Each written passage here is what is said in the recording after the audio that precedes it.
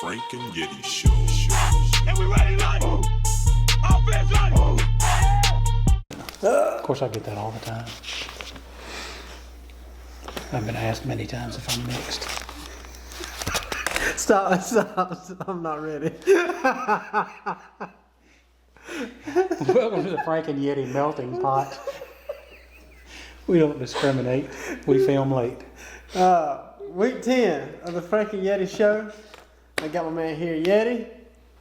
I got Jeff. And we're about ready to do this thing.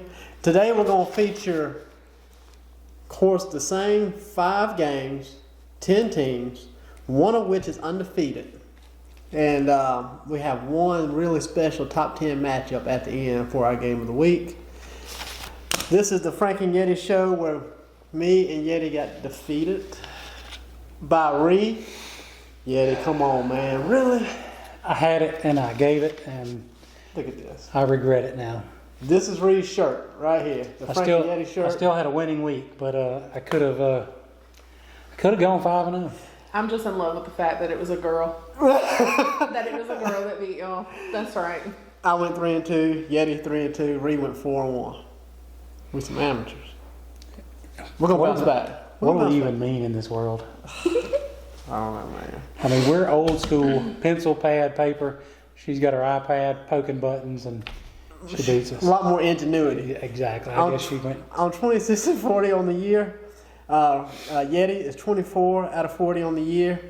And we're going to start with our first game. SMU at Memphis. We got a number 15 ranked, undefeated SMU 8-0 versus a 7-1 Memphis at Memphis. And they are a 3-point favorite. Yeti, talk to me. What we got? It's funny just to watch the lines move this week.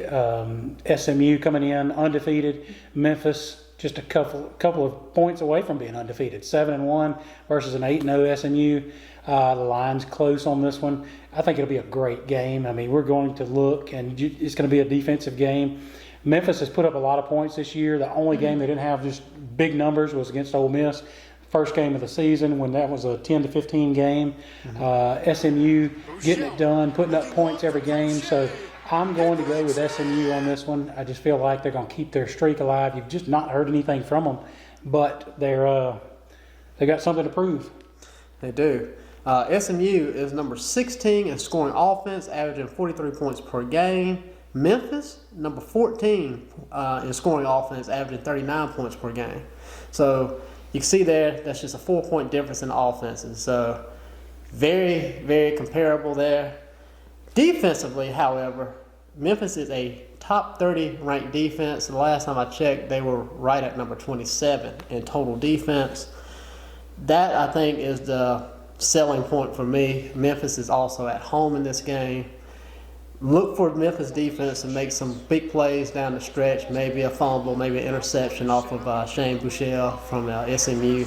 And so I'm rolling with Memphis at home. They're a 3-point favorite because they are at home. So that's who I'm rolling with. Jeff? Okay. I'm going to go the same way that Frank is going. I'm going with Memphis this week. I feel like this is going to come down to a defense. Memphis is that underdog defensive team that can beat anybody at any point in the season if they just put their minds to it. Just to play on some of your facts that you were talking about, they only allowed 188 rushing yards this season, that defense. Oh, my goodness. Considering SMU's big thing is rushing. So I think it's just going to come down to, I think Memphis's defense is going to play better than SMU's offense can run the ball. Like that. So you're saying when everybody's leaving with a 1 in the lose column. Right. It's going to be a tight game either way. Over and under on this one, 68.5 points. I say they were just going to run all over the field, but defense is going to come to life in it. That's a lot of points, but I feel like we're going to break it and go over. Next game, we're going to do a little ACC action here in the great state of North Carolina. We got NC State at Wake Forest, a 4-3 unranked NC State, and a 6-1 Wake Forest team. Only losses to Louisville. They are a 7-point favorite in this game. Yeti, Tell me something about these There two. you go. There North again, Carolina watch squads. the numbers change this week. When you gave it to me, Wake Forest was number 25. As of today, number 23. So you got a tight game, but 6-1 Wake Forest will be at home. They got something to prove. Working for that better bowl game. I'm going to go with Wake Forest in this game. Not only a stronger team, but home field advantage. Early game, 11 a.m. I like that. Wake Forest is number 6 in total offense, number 5 in scoring offense, and number 5 in pass offense. So you're looking at a squad that has a top passing offense in the ACC. Jamie Newman is the quarterback that's at the helm. He is questionable for this football game. With that being said, you know, he was nursing a shoulder injury last week. With that being said, this team has the best targets of any team in the ACC. Scotty Washington and my man here, Sage Surratt, 6'3", 215 pounds. He is the number two in the country in receiving yards with 881 yards on the season, 9 touchdowns. If Newman is not ready to go in this game, I really feel like the backup will have plenty of help from these big targets. The other receiver, Scotty Washington, is 3rd in the ACC in receiving, and he goes at about 6'5". So, hey, underclassmen, throw that ball up, let one of them tall men run under, and we're going to go ahead and win this game. I'm going with Wake Forest. Jeff? All right, I'm going with Wake Forest. I'm with you. I think this is going to come down to who has the healthier team when they take the field. North Carolina State has 5 starters out going into this game this weekend. That's a huge deficit for any team to overcome. I was reading some reports this afternoon that was saying the QB should be back for Wake Forest come Saturday. But it is still questionable. But this O-line, the O-line has only allowed 8 sacks all season on their QB. So if you put a freshman in and they've got to go out there, at least you know your freshman's got time to make some moves. And That's a good point. you look at Wake Forest's schedule, they're great at winning close games. They can pull off those last minute wins at the end of the 4th quarter. Yeah. I mean, so I think they're going to pull it off in the end. Over under. There you go. There again, it's been the year of the backup quarterback at all levels. So At all levels. 59.5 on the over and under on this one. A lot. That's a lot. I'm saying about 50. So we're going to go under on this game. Excellent. Let's keep it in North Carolina. Let's go Virginia at North Carolina. So we got a lot going on in the state of North Carolina this Saturday. We got a 5-3 Virginia coming to Chapel Hill to play North Carolina, who is 4-4. And North Carolina is a 2-point favorite in this That's game. right. Man, and what Mac Brown's doing in that program this year is just awesome. Because he's doing what he does. I mean, you talk about the experience this man has. You look at their numbers, 4-4 on North Carolina this year. But you got to think about they're a handful of points from being undefeated. Yeah. I mean, lost to Wake Forest by 6, lost to App State by 3, lost to the number 1 team in the country at the time, Clemson, by 1, Absolutely. lost to Virginia Tech by 2. So, I mean, 2 handful of points, and you've got an undefeated North Carolina. So Mac Brown has brought this team to life. Virginia, 5-3, they're going through, they're winning, but North Carolina is building. This is their year to start. They're going to show out in this one. They're going to break the 500 plane. I got North Carolina in this one. I like that pick. I like what Mac Brown is doing. Last year, North Carolina 2-9 under Larry Fedora. This year, 4-4. We still got a lot of season left. I'm looking at North Carolina to go ahead and go finish over 500 and make it to a bowl game in their first year. That's what I'm looking at. Mac Brown's doing an excellent job. 2 big home wins this year against Miami and against South Carolina. So, and to Yeti's credit, he made a good point. All 4 losses, a total of 12 points. And in those 4 losses that they have, 2 of those teams are currently still undefeated, Clemson and Appalachian State. So, North Carolina, I'm rolling with them because at least I know I got a chance to win. They're not going to get blown out. I know that.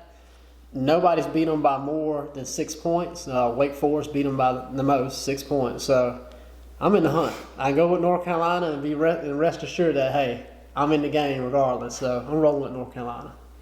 I'm going to go the opposite of these guys. I'm going for the upset. I think I'm more impressed with what Virginia's doing right now. They've got 3 losses, but you're talking about they lost a close game to Notre Dame, a close game to Miami, and a close game to Louisville.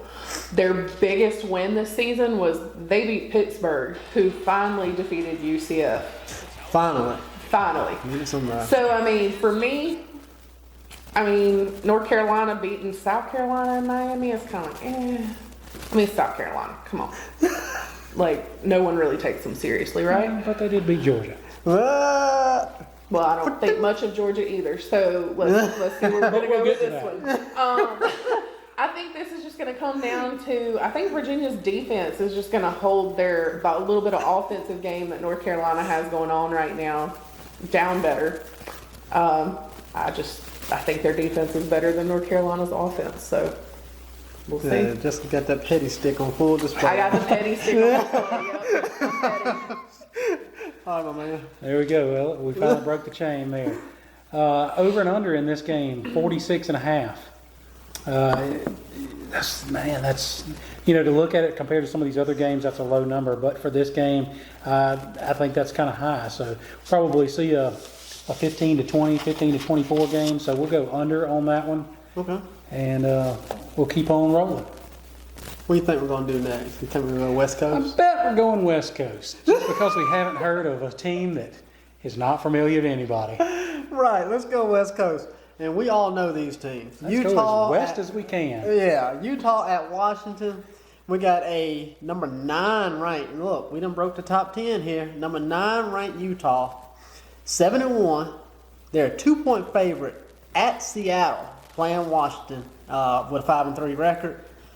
Yeti, West Coast, man. Yeah, West Coast. So I had to pull my paper out, do a little homework, get my little clicker, go to clicking, go and wait over the West Coast. And for once, it's not a 9 p.m. game, their time. It's a 3 p.m. game. There again, got the list. Utah was ranked number 12. By the time we got sitting at the table, they're all up to number 9. So in the top 10 with the Utah Utes. Going to be a good game. I mean, Utah 7-1 lost to USC. There again, the West Coast team. Washington's lost a couple in this one, but I'm going Utah in this one. Just feel like they're the stronger team. Now that they've broken into the top 10, they've got something to hold on to and fight for. So I'm going Utah on this one. Utah, in my opinion, is the second best spread option team in college football behind Ohio State. They got all the pieces to run it. They got Huntley. They got Zach Moss. Against California, and the spread option, the concepts, it's all about spreading defense to sideline to sideline, making defense cover and guard every aspect of your offense. Against Cal, which was their last game, 11 players had carries with Zach Moss getting the bulk of the carries and star running back. 8 players had receiving yards against Cal. So if this is the kind of offense Utah is taking to Seattle, Washington's defense is not what it's been in the past. That's largely why they got 3 losses. They're letting a lot of teams run up the score on them. I just do not see how Washington can defend all these players. And Huntley and Moss, we're talking about players that are starting to become players of legend at Utah. I think 20 years from now, I think a lot of people will still be talking about these kids. Huntley has 1,778 passing yards, 10 touchdowns, 1 INT. He has a 87.9 QBR. That QBR rating is 5th nationally. He has his running back in the backfield with him, who here recently against Arizona State broke the all-time leading rushing record at Utah. So this man is now the all-time leading rusher in a Utah uniform on his career. 3,264 yards rushing, 31 touchdowns. 31 touchdowns is tied for the most in Utah history. So in this game, he has the opportunity to break that record and have the most touchdowns for a running back in Utah history. I want him to do that. Got a few games to go. Hey, I'm going. Yeah, still got a few games to go. So, but I want him to break that in this record, in this game against Seattle, against Washington. So. That's what I'm rolling with. I'm rolling with Utah. Okay, I'm going to be the odd man out again. I'm going to Washington this time. Last year, this is a huge rivalry game. Everybody knows Utah has great defense, great spread offense. Washington has had a few struggles this year, but last year they won this game 10-3 at Utah's home field. So, I mean, I feel like home field advantage, their numbers are close. Washington has beat Hawaii, they have beat USC, they have beat Arizona, they had a very close loss to Oregon. The only notable Utah win so far they lost to USC, but all their games have been blowouts to no-name teams. I'm not putting down what they've got going on offensively because their guys are beasts. But if you get to looking at like the point spreads per game, like Utah averages 33 points a game, Washington's averaging 35.8 a game. If you get down to the red zone scores, you've got red zone scores for Utah. They're 29 for 36 at an 81 percentage. Washington in the red zone is 32 for 35 at a 91%. I think this game is going to come down to field goal kickers. I went that minimal with stats, guys. That minimal. Field goals for Utah, they're 7 for 11. Oh, Washington is 15 for 15. efficient. 100%. You don't get much more efficient than that if it comes down to a game that you got to place it on the They kicker. might need that guy. They're going to need the kicker. I do agree. But I'm going with the upset. I'm going for Washington. That's not a bad pick at all. I feel like I need to be over there in the co-pilot seat. Over here in the host. Did you work I for mean, come on. ESPN part-time? Man, let me tell you, I scoured the stats on this game because I know this game is always a close game. It's never an easy pick. It could go either way. I like Utah. I'm not putting Utah down. I just more impressed with what Washington's doing so far. There you go. Well, you told me we're going under on this game, so since you have done your homework on your West Coast teams, under it is. The point spread's 47.5. You say the defense is coming strong on both sides, so we're going under. The world's largest outdoor cocktail party in Jacksonville, Florida. Neutral site game of the week. Here we go. Let's do it. The number 5 Gators. Come on. Number 5 Gators. We got the number 8 Georgia Bulldogs. You know what? I think Florida's number 5 or 6. Number 6 now. They're number I think they were 6. 6. 7 Yeah, when 6. the paper started. Number 6 Gators. Number 8 Georgia. Line on the game. Line on the game. Man, it's bounced all over the place. Georgia came out at 6.5. Then it went to 5.5. They are down to 3.5 points. Down to 3.5. Georgia 3.5 point favorite there in Jacksonville. Neutral site. World's largest outdoor cocktail party. Yeti. Every year, Tell me something. you start by just all you need to say is Florida versus Georgia. Doesn't matter who's ranked what, anybody's record, it doesn't matter what. Don't matter. This is a game. People start drinking alcohol immediately. on Thursday. Still clock in on Friday. This will be a wild game. It is a semi-neutral site game. It's a little north for Florida. It's a little south for Georgia. But meeting there in Jacksonville. But this year, yes, it does mean more. You think both teams have one loss. Both teams in the top 10, but not only taking this game, that will be a powerful game. Both of them know that in 2 weeks or a week from this game, LSU, now ranked number 1, plays number 2 Alabama, and one of those teams have to lose. Mm-hmm. So what does this do just to set up this game? You know that you have to win this game to stay relevant. That's right. I've watched Georgia kind of unfold. At the front of the season, I was all Georgia. I thought the Dogs would be in the top 10 or the top 4 when it came playoff time, which there's still that possibility. But they really have become unrivaled.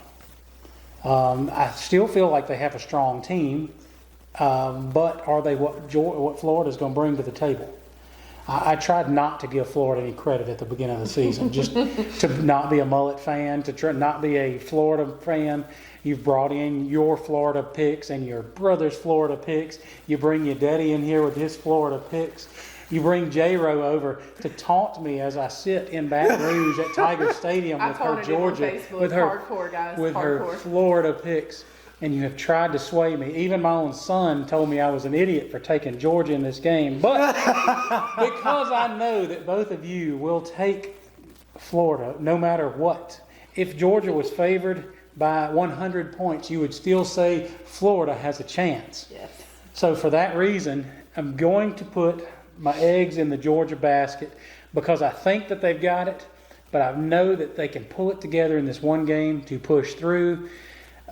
I'm not 100% sold on it, but I don't want to say Florida's going to win, even though there's a really good chance. But I'm staying with Cam. Cam was a Georgia man. And we brought Brad. Brad was a Georgia man. So because they were my guest and because I started strong on them, I'm going to give the Peer dogs. pressure is still alive and relevant.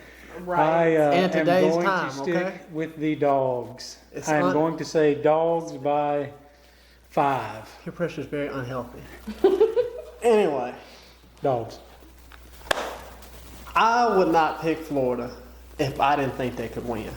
But since I do think they can win, I will pick Florida. There's a really good chance they can win. Florida will finally be at full strength with 3 key players that they have desperately needed in this game, or early in the season for sure, but they will be back in this game. We got both defensive ends, Zuniga, who was last year's sack leader. He should be in this game, as well as Jonathan Grenard, who, before he got injured, was leading the SEC in sacks. So both great sack artists there, as well as Kadarius Toney, Florida's do-it-all wide receiver, slot guy, if you will, lines up at quarterback. He'll throw a few passes. He'll take direct hikes. He'll run. He'll take handoffs from the quarterback. He will line up his slot, which is his natural position, and even line up special teams sometimes. So he's a great player. He's actually, to me, the best player on the offense. He's the X factor. He can bust the game wide open. And Florida's been missing him for the past couple of weeks. They'll be getting him back. And I'll be honest with you, I'm not ashamed to say that the fate of Gator Nation rides on Kyle Trask and maybe the fate of the galaxy. Right here, Kyle Trask, he's like Captain America, and his receiving corps is like the Avengers. Dun, dun, dun, dun, dun, dun, dun, dun.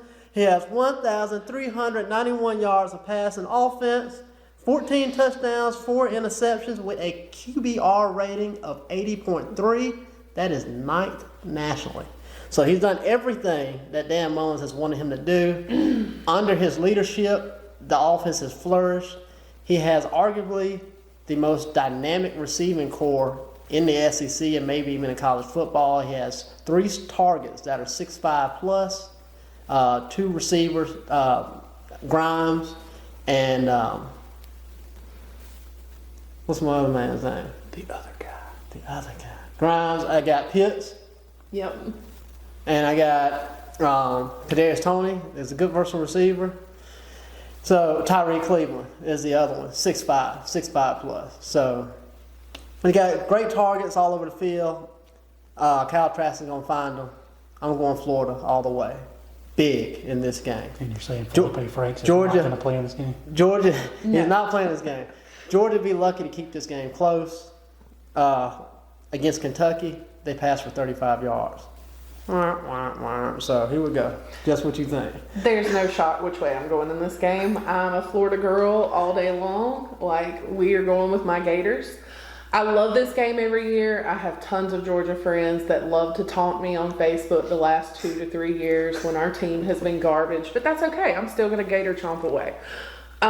This year, though, is a totally different story. The best thing that ever happened to us was Felipe Franks going down. Kyle Trask stepping in. Me and Frank have had many arguments at work about this. I'm not a Felipe Franks fan at all. But Kyle Trask, I'm a huge fan. I know we're only going to get him this 1 year because he's done. But, hey, I love what he's doing to the team. He's brought a leadership to our team. Our guys have come alive under him. The fact that we're getting Kadarius Toney back speaks volumes for our offensive game. If we would have had these 3 starters during LSU 2 weeks ago, we'd have had a different outcome in LSU, guys. Like, Burrow would not have scrambled as much as he did if we would have had Zuniga and Grenard on that field. They were there for a while, weren't they? We were there for a pretty good while. So, I mean, we held on. And if we'd have had those 2 guys Burrow would have met the dirt a lot more often. I think Fromm is he's had great numbers this season for Georgia. He's not having a bad season. I just think this is not his best season at all. I mean, he's falling apart. I think the entire Georgia team is falling apart. This is what they do every year about this time. They have great talent, never do anything with it towards the end of the season. They also have to think ahead. Three of their next 4 games are conference games after this Florida game. So they're not done. They still have a lot to prove with the rest of the season. We have Vandy and Mizzou. That's it. We're wrapped up with conference after Georgia. I've got faith in my Gators, and we're gonna pull this out. I don't think it's gonna be close either. So that's our pick. Give me that over/under. Over and under is 48 on this one. It's going to be a defensive game. I don't see 48. Okay. We're going under on this one. It's a 2:30 game. Let the party begin. All right. Thank you so much for joining us today for our Week 10 show, and we'll see you next time.